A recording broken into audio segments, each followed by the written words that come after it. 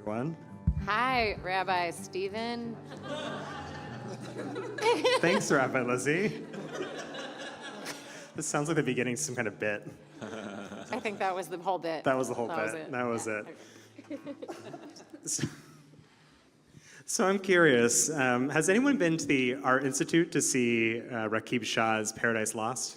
Oh, Yeah. wow. Okay, Right. a Oh, few cute. folks. If you haven't, you should go. It's there until January 19th. And it's a monumental painting. And like when I mean monumental, I mean not only in the amount of work and effort and detail that has gone into it, but it is over 100 feet long. This thing dominates the space that it's in. It's really quite something. And while it borrows its title, I feel very echoey. Okay, you got me? Great, I'm gonna keep talking. No, thank you, Rabbi Lizzie. This is also part of the bit. Do you want mine in the meantime? Sure. Mine any better? Yours is not even on. Patrick's I think you know what? We have somebody who knows what they're doing back there, more than I certainly do. So thank you, Patrick. So, about this painting. While it borrows its title from the 17th century poem of the same name, it's not a retelling of this work. It is actually named by the artist who was born in Calcutta and raised in Kashmir and then fled with his family to New Delhi before relocating to London. It's named as such as a memorial to paradises lost over a lifetime, childhood innocence or freedom or sense of belonging. When he was interviewed by the museum, he said that this is not just my story, it is the story of each of us and the story of our times. And so as I was standing in front of this masterpiece, I became very aware of everything that was happening just outside the quiet sanctuary of the Art Institute. And I began to feel some of the losses of this moment. A loss of safety, a loss of certainty, a loss in the belief that the arc of history inevitably bends towards justice. There was a painful irony I felt in contemplating a work of art created by someone who has experienced displacement and migration, knowing that only a few miles away, if only a few blocks away, masked agents were patrolling the streets of Chicago, targeting our migrant neighbors. Since the federal government launched Operation Midway Blitz in September, ICE has shown up at homes and businesses and schools, markets, shelters, and hospitals. They have detained hundreds of people without cause, including US citizens. They have assaulted bystanders. They have arrested reporters. They've used violence against protesters. I feel like the entire city seems like it's on edge. People pulling out their phones to document any unmarked van that stays in one place for too long, or the sound of whistles going off to indicate that a federal agent might be nearby. And just today, ICE was spotted here in Lakeview, just actually down the street on the corner from here, where they unleashed tear gas on the gathering crowd. I grew up believing that the story of this country, a country that was supposedly founded by immigrants, was a paradise for any person who dreamt of a better life. But today, that version of the American dream feels like a paradise lost. So on one panel of this painting, Shah includes the Tower of Babel, nestled among the snow-capped Himalayas. It is illuminated by fire, and whether this half-built structure is glowing with life or burning to the ground is unclear. It's left up to the viewer to determine which. We actually read about the Tower of Babel this week. At the end of our Torah portion, the Parsha begins, as Rabbi Lizzie mentioned earlier, with this catastrophic flood that nearly annihilates humankind. And Noah, who is described as a particularly righteous man, if only of his generation, is commanded to build this ark to serve as a refuge for his sons and their families and a mating pair of every living creature. And for over a year, they weather this storm until the water recedes and they're able to stand on dry land again. Now, generations later, the descendants of these survivors gather together in one place. Come, they say to each other, let us build a city with a tower that reaches into the heavens to make a name for ourselves, lest we are scattered all over the world. And so they begin to build this tower out of bricks, and God looks down and sees what they're doing and decides that this project must be stopped. If this is how they act as one people speaking one language, God muses, then nothing will be outside of their reach. And so God descends and confounds their language, and as foreshadowed in their rationale for building this very tower, scatters and disperses this people across the globe, and thus the Torah explains how humankind came to speak many languages as many peoples. But what exactly was God's problem with the tower? It seems actually quite absurd, as somebody pointed out in Minyan this week. It seems absurd that God would fear a united humanity. It is, after all, the whole point of what we're doing, folks, right? It's the hopeful promise of our tradition. This is what we're working toward. We're working toward a repaired world where we peacefully coexist as one human family. We're going to literally sing about it in about, let's say, 18 minutes from now in the Aleinu. Rather, it must have been what the people sought to do with the tower. And so some thinkers have proposed that it was a matter of hubris, right? The people say, let us make a name for ourselves, that humankind believed that they could bridge the natural divide between heaven and earth. And others have said that it was a direct violation of God's command to Noah and his family to pru urvu, shiratsu ba'aretz, to be fruitful and multiply and spread out over the earth, not to remain fixed in one place, right? But to spread out. But maybe the problem wasn't with the tower itself, but in how the people went about constructing it. There's a story told by the rabbis that because there was no stone to use for construction, the people had to painstakingly bake bricks until they were hard enough to bear the immense weight of this colossal project. And so the tower had two steep ascents, had one on the east side and one on the west side. And laborers slowly took the bricks up the east side and then carefully descended the stairs on the west side. Now, if a person, the rabbis say, fell to their death while climbing, the other workers kept working and said nothing. However, if a brick fell, everyone would stop what they're doing and they would weep. And they would say, Oy lanu, ematai ta'ale acheret tachtecha, woe is us, when will another come in its stead? So here's the thing. There was nothing wrong with the people's dream of building something strong and durable. This is a people who grew up hearing stories of a flood that nearly killed all of humankind, and so they want to build a city with walls high enough to protect them and a tower that would stand above the highest waters, a beacon that would guide them home should they be separated and lost. Let us make a name for ourselves, they say. But the word Shem in Hebrew is not simply about being known or being famous, but it is legacy, memory. May we leave a legacy, they say, for all who come after us. They might say, no matter what storms we may have to weather, those people, they did something great. Yet in their desire to do something great, to build something larger and more lasting than anything that they could have accomplished as individuals, they forgot the value of the individual. The tools of the trade became more important than the people who bore them. They no longer saw the humanity of those standing right next to them. They saw greatness, the tower that would reach the heavens, and for what? The people set out to build a city that they could call home, but when the project of this city became more important than the people who inhabited it, then it was right that the structure should crumble and fall, brick by faceless brick.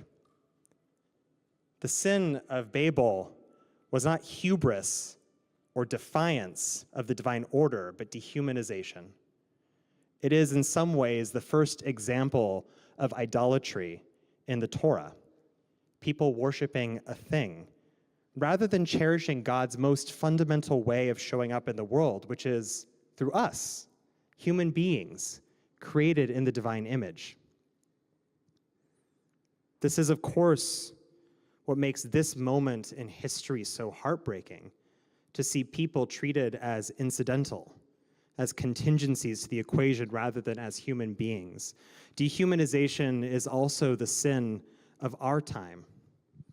In its quest for greatness, this administration has employed a callousness that chips away at the moral foundations of this country, and we are seeing, as millions of people stand to lose access to the Supplemental Nutrition Assistance Program, or SNAP, as Medicaid is gutted, as the cost of living skyrockets, while a golden ballroom is being erected on the remnants of the people's house, how the whole structure has started to buckle, how it teeters on the edge of collapse.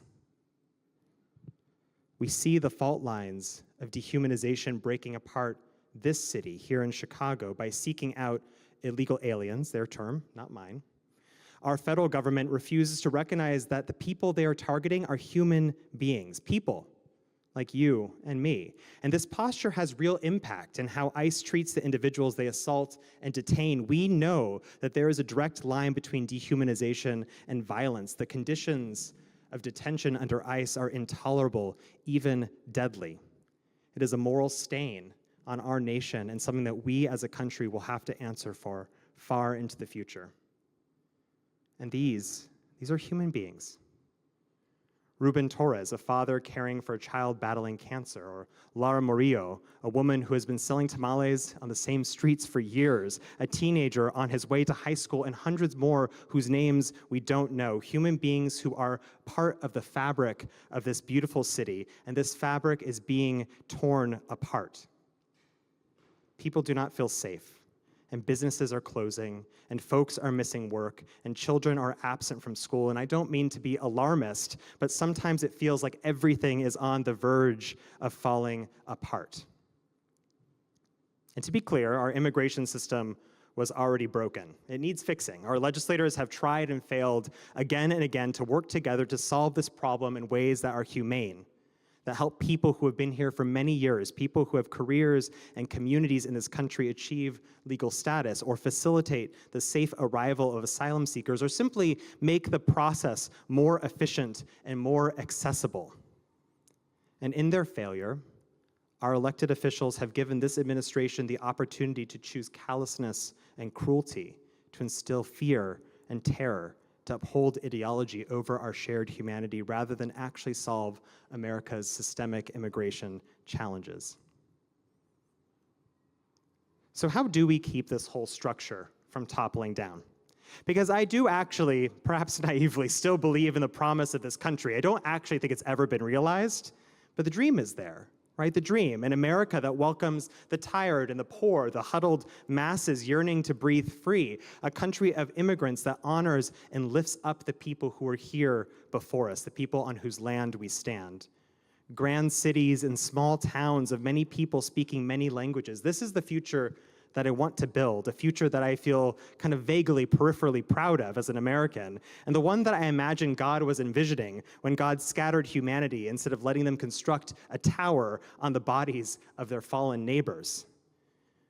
This is what I want the name America to mean. This is the legacy I want us to leave behind.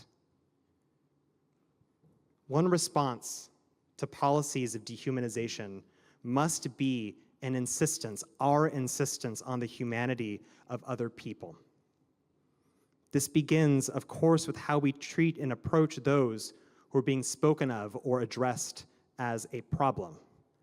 One of the best ways that we can support our migrant neighbors is to show up, is to bear witness, of course, to moments when they're being targeted and ensure that they're not facing ICE alone, but also to be present in their neighborhoods, which, to be honest, are our neighborhoods as well in this city, to eat at their restaurants, to buy things at their stores. This not only provides essential economic support when businesses have been compromised by concerns for safety, but gives us the opportunity to build real relationships with the other people who call this city home. There's a Mishkanite, Eliza Becker, who has made a beautiful and helpful document to give us ways to do that here in Chicago. It's in our newsletter from this past week. So there is an action step after this sermon, I promise. We must refuse a rhetoric of us and them, even if the distance between the two seems small or benign. It's in our power to close that gap. That is an easy gap to close. But I'm also going to propose something even more radical, so bear with me here. This is where I ask your grace and patience. We must also insist on humanizing those who've been twisted by the lies of hatred and bigotry. It is very tempting to project evil onto the masked faces, tearing apart families and disappearing people off the streets of our city. And do not get me wrong, what they are doing is evil. But while we can and we must condemn their actions, we cannot and we must not utilize the same dehumanizing rhetorical strategies that they do. With respect to Audre Lorde, I have a lot of respect for Audre Lorde. In this case, the tools that built the master's house can certainly tear it down, but the structure will collapse on top of all of us. If we are going to build a better future, if we are going to create something that lasts, we must do it another way. Because behind the masks, as hard as it is to see sometimes, those agents are also human beings. And so are the people designing these policies. And now I want to be very clear about this. This is not to excuse their actions. What ICE is doing in our city and in places across the country is a moral wrong, one that compromises the integrity of our nation's founding promise and is an affront to the ethical call of Judaism, as well as the teachings of our neighboring faith traditions. We absolutely must hold the perpetrators of harm accountable for their actions. We can and we should be angry about the treatment of our neighbors. So I am asking you, protest and resist in whatever capacity feels right for you, and let me know what you're doing so I can join you. And when the time comes, we will seek restitution for the damage that has been done. But as we resist the inhumanity of what they are doing, we must not give into the temptation of dehumanization ourselves. Shortly before the raids started in Chicago, I read an article in The Atlantic about an ICE hiring expo in Dallas. Like the author, I was morbidly curious. How could people sign up for such a thing? What would drive people to sign up for such a thing? But as I read stories about the people showing up to wait in line and submit their resumes, I realized that they were driven by the same fears and concerns that I felt looking at the crumbling structure of this country. They also lived in a paradise lost. They were also watching their livelihoods disappear and their grocery bills go up and their windows of opportunity shrink, and were left wondering what tomorrow would look like for themselves or for their kids. And like the people of Babel, they wanted to build something better, right? They wanted to make America great again, a lasting legacy of peace and prosperity for future generations. The problem is that somewhere along the way, they were told the convenient lie that someone else was to blame for this problem and that removing those people would be the solution for fixing it. We cannot, and I know that so many of us probably think we're immune to this, but I truly believe we are not. We cannot give into that lie either. It is such an easy lie to believe that one person or one group of people is the source of all ills, and how convenient would it be if that were actually true? But it's not true. A better future for us does not come at the expense of a better future for them, however we might draw the line between us and them, and these lines have been drawn in so many directions recently. We must not build our own tower or our golden ballroom for that matter, indifferent to the suffering of the people we don't like or disagree with. If this structure is going to last, we must build it together, as challenging as it might be. And it is challenging, but I trust the people in this room, and I am going to challenge you. I am going to challenge you because I believe that we have the capacity in our hearts to do this. So in addition to protesting and advocating and bearing witness, let our response this moment also be rehumanization, not dehumanization, but rehumanization. A radical reclamation of the humanity in ourselves and in others. This means that we must look behind the distortions of anger and division to see each other as people, human beings who have a stake in this fight and are really scared about what tomorrow might bring. It is a painstaking and painful and often deeply inconvenient process to slowly correct the lens through which we and others view the world. It means speaking out against dehumanization, even the casual joking kind. It means standing up, sometimes at great discomfort, to friends and family and coworkers. For some of us, it means putting our safety on the line to fight for what we believe in. And it also means, and this is the hardest part, that we look at ourselves, to examine our own biases and recognize where we have hardened our hearts as well.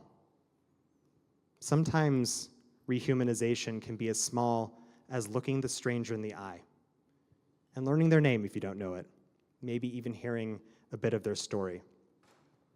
The stranger might be your favorite barista, or better yet, your least favorite barista, or the person who cleans your house, or the crossing guard outside your child's school, or the individual who asks for money on the street corner every day. It might be your neighbor who you never got around to meeting, or someone in a neighborhood that you have never visited, at least not yet. It might be someone who agrees with you, but it might be someone who really doesn't. To see the humanity in another person may seem like a small thing, especially right now. But this small thing, I believe, can be a radical and even holy act, especially in this moment. And it takes effort, and it takes time. But brick by brick, we can build something that will resist the flood of dehumanization. Not a tower, but perhaps a lighthouse, guiding us back to this simple but profound truth. We are one human family, all of us together. And because it's all of us together, it is either all or none. And I hope you'll join me in choosing all. Shabbat shalom.